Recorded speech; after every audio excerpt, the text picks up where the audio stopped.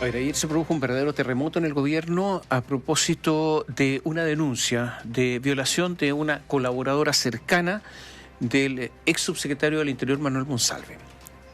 ¿Por qué este terremoto? Bueno, porque una denuncia de violación contra una alta autoridad es un terremoto. En segundo lugar, porque fue realmente sorprendente todo lo ocurrido. Porque resulta que esta denuncia la sabía el gobierno hacía 2 días y se había mantenido todo absolutamente en silencio. Fue muy impactante todo eso. Se dijo que Manuel Monsalve le habían dado permiso para ir a conversar con su familia en la región del Biobío, pero la verdad es que 48 horas se entendía muy, pero muy poco lo que había ocurrido. Pero también porque el subsecretario del Interior había tenido actividades y resulta que estas actividades las había realizado de forma totalmente normal. Y esto explotó cuando el diario La Segunda, en su versión digital, dio a conocer esta noticia. La pregunta es, si no hubiese sido dada a conocer ayer, hoy día estaríamos hablando de otra cosa por desconocimiento todo esto, ¿no? Y resulta que quienes estaban en esta actividad, cuando en su celular les llegó la alerta, creían que era una mentira falsa, ¿no? Una fake news. Era imposible. Estaba ahí, sin que se le moviera un músculo, hablando de otras cosas, de seguridad obviamente. Y resulta que era verdad la denuncia. Todo esto originó un tremendo problema ayer en el Palacio de la Moneda. Pero la pregunta es, ¿por qué se demoraron tanto en reaccionar? Y es una pregunta que no ha sido respondida, salvo este viaje al sur. Pero ustedes saben que las autoridades tienen muchas facilidades para viajar, van y vuelven. Todo esto es, yo diría, extrañísimo. Naturalmente que la investigación tiene que realizarse, que tiene que comprobarse la denuncia, porque si no estaríamos acusando a una persona y condenándola en forma anticipada, pero la reacción es extraña. Y yo diría que hay otra cosa más, ¿eh? Solo para entrar al tema. No es cualquier persona. El subsecretario del Interior es el que está a cargo de la seguridad en el país y por lo tanto tiene una relación de trabajo permanente con las policías. ¿Y quiénes son los que tienen que investigar? Los policías. Por eso Manuel Monsalve debió haberse retirado de inmediato del cargo, justamente por las funciones que realiza. A mí me parece increíble que haya seguido. En las relaciones de trabajo muchas veces tienen relaciones privilegiadas, principalmente si alguien tiene una posición de poder respecto de los demás. Y por lo tanto, justamente por eso, inmediatamente debió haber renunciado a su cargo.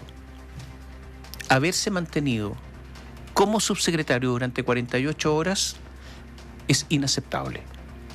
Inaceptable.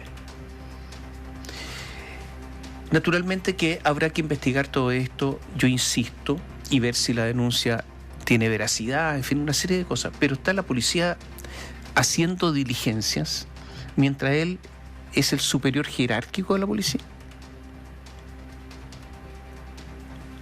Yo no sé por qué el gobierno reaccionó como reaccionó, además. Porque una cosa es Monsalve, que dice, renuncio, me voy, tengo esta denuncia. Bueno, ¿y su superior? ¿Quién es el superior de Monsalve? La ministra. ¿Por qué Carolina Toá no reaccionó? ¿Qué le pasó a Carolina Toá? Es inaceptable. Y esto llegó al presidente de la República. Y si Carolina Toá no reaccionaba, ¿por qué el presidente de la República no reaccionó de inmediato?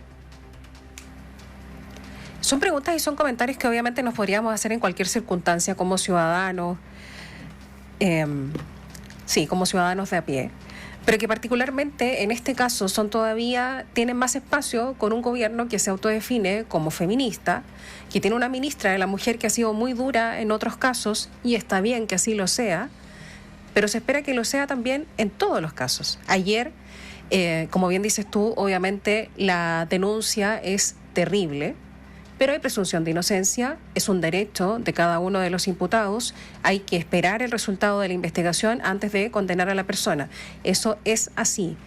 Pero la bajada comunicacional o el manejo comunicacional del Ejecutivo, no solo comunicacional, porque en los hechos, en los actos también está muy mal, es una pésima ejecución. Está la sospecha de cuándo se supo Ayer el ex subsecretario Monsalve se despidió en La Moneda. No cualquier persona puede hacerlo, no menos si está acusado de lo que está siendo acusado. Principio de inocencia obviamente de por medio, pero está siendo acusado. Es muy relevante lo que mencionas tú, no es cualquier persona, está a cargo de la seguridad, es el subsecretario del Interior. Su nombre llegó a sonar como el nuevo ministro de Seguridad Pública en el momento en que se cree esa nueva unidad. Algunos decían también que tenía ideal de ser senador por su zona, que es la región del Biobío. Obviamente, había que tener también ahí mayor preocupación. ¿Por qué siguió trabajando a cargo de la Subsecretaría del Interior? Porque ayer, cuando ya se conocía la denuncia y estaba comprobada, certificada por parte de la Fiscalía, seguía exponiendo de recursos de la Subsecretaría en una comisión en el Congreso, en la sede del Congreso acá en Santiago. ¿Por qué seguía si ya estaba siendo investigado y está siendo investigado además por las personas que están bajo su jurisdicción? ¿Por qué se tomó esa decisión? ¿Por qué se salió a decir que no se eludía ningún tema cuando ya habían pasado 48 horas de elusión de ese tema? Pero si fue una reacción a una publicación periodística del diario La Segunda. Que además se negó. La ministra la ministra Orellana dice no se esperó una investigación periodística para tomar decisiones. Pues la verdad es que eso fue lo que se vio. Pero eso es lo que pasó, pues. Tal cual.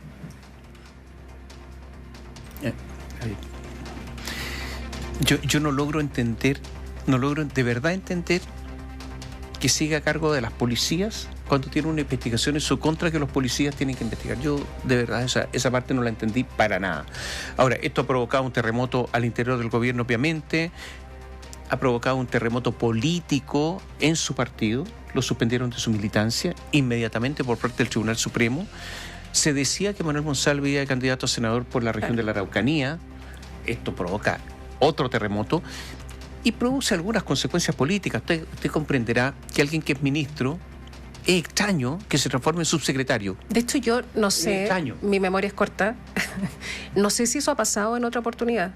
Me explico, un ministro de justicia, en este caso, que pase a ser subsecretario, de otra cartera, por cierto, yo no me acuerdo. No.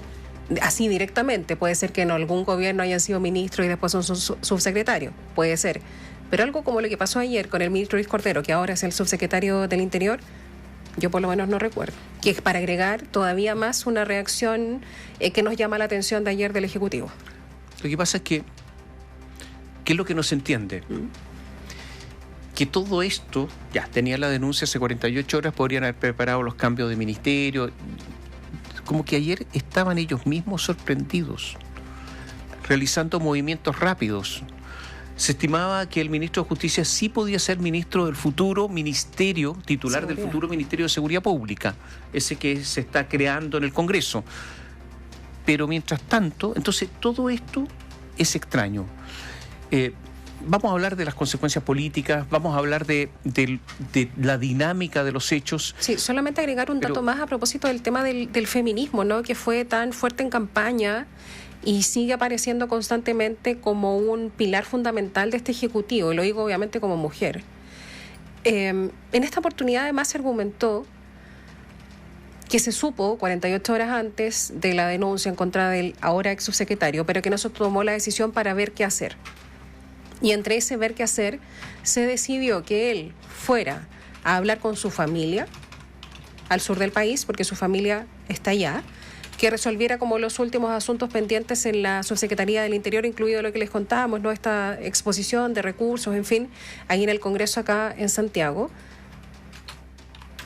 Cuando eso es impensado o sería impensado en otros casos, ¿no? En donde la víctima tiene que tener ese tipo de derechos o privilegios, como quieran pensarlo, no el supuesto victimario, a quien se le da la oportunidad de ir a hablar con su familia, en fin, es muy raro, muy raro. Yo creo que cada declaración que se daba ayer era peor, no solo por el tono de la declaración, sino que por las acciones que se tomaron ayer, todas muy mal. A ver, pero yo escuché decir algo con lo que yo no estoy de acuerdo, pero escuché decir como un mantra en algún momento, ¿sí?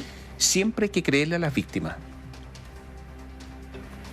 No estoy de acuerdo con esa declaración porque yo creo que hay que investigar primero y hay que investigar con imparcialidad. Pero bajo este gobierno siempre hay que creerle a las víctimas.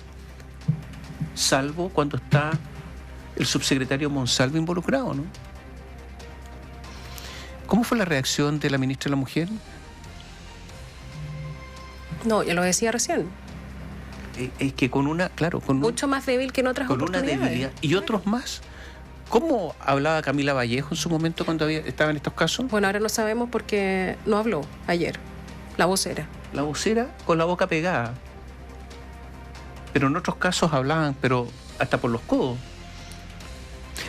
Hay dos posibilidades. Sí.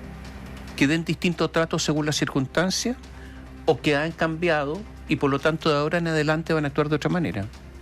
No hay más posibilidades. Elija usted cuál de las dos. Pero es impactante el cambio según quien se trate. Y aquí a veces uno puede incluso llegar a pensar cosas que entonces resulta que estas reacciones airadas en algunos casos y tan tranquilas en otros son simplemente no por principio, sino que por razones políticas.